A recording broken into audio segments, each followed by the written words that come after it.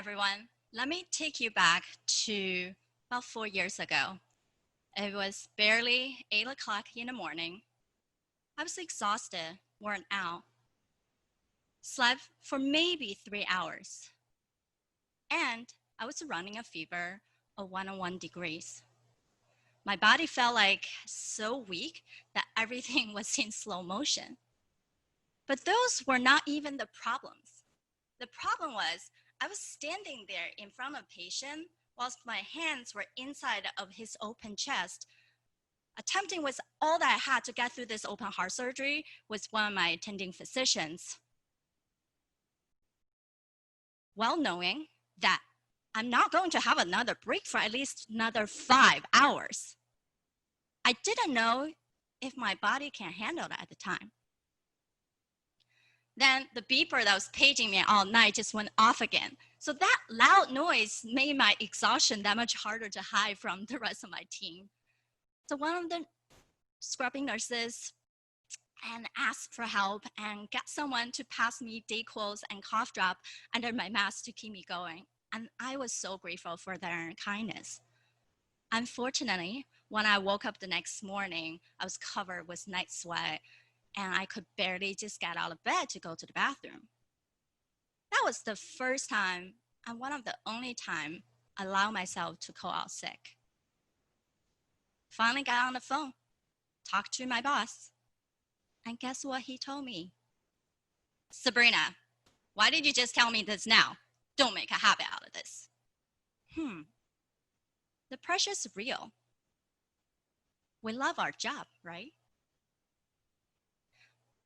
But I felt so treated unfairly because in any healthcare professional or any demanding careers, we treat our clients, our patients with respect, we advocate for their need, and we show them compassion. But as an individual, we're actually not holding those values to the highest standards among ourselves and how we treat our coworkers. Now, I was always been someone who's driven, ambitious. I used to say, yes, I got this. Pick up another chart to review, do another consultation, do another procedure. But despite how much I was doing, I was never seen as doing enough. Now I started to question myself as I was never going to be enough.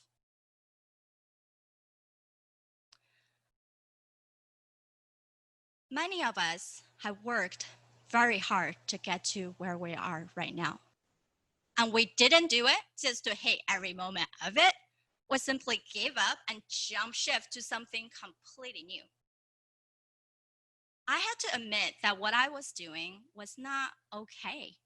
Despite how many letters I have behind my name, what kind of position that people think I have already accomplished, I cannot continue that way for the rest of my life. So I went back to my roots in neuroscience and public health, dug out my thesis from 10 years ago, and my thesis was on self-care and self-efficacy, and spent thousands of dollars learning from different experts and did my own research, finally realizing without a one-on-one coach, I was not seeing my blind spots.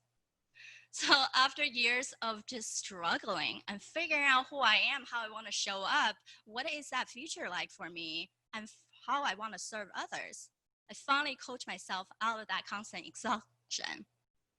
So I'm Sabrina Runbeck, a cardiothoracic surgery PA, a public health practitioner, and a peak performance coach.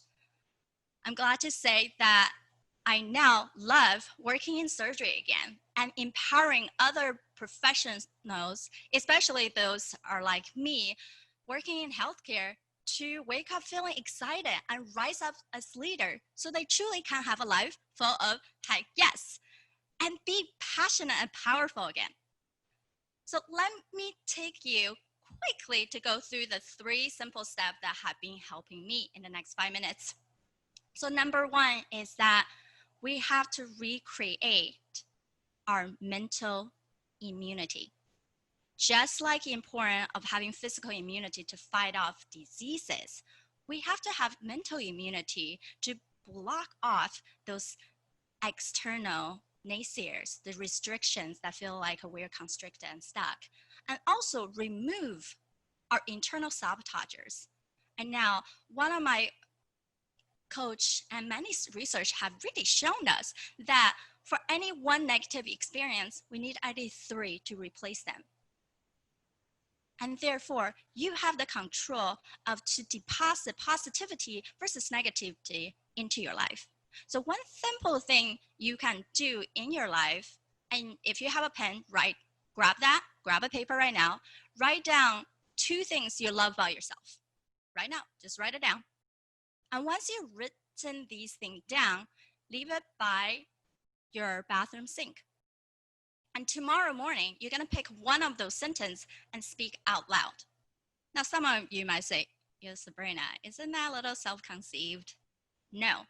Many of my clients have told me that that's where they start their day on a good note because they truly believe in the message that they're saying. It's no longer just this fluff. You're giving yourself the affirmation. And second thing in our step is to redefine your motivations. Now, people cannot read our minds, unfortunately, right? If we're all wither, then the world would work a lot easier, isn't it?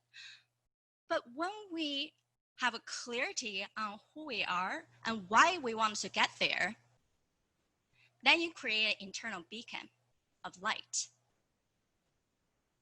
Now, when things don't go right, you can keep going back to your reason why. So before you dive into a new project, I would suggest write a 1-sentence purpose statement.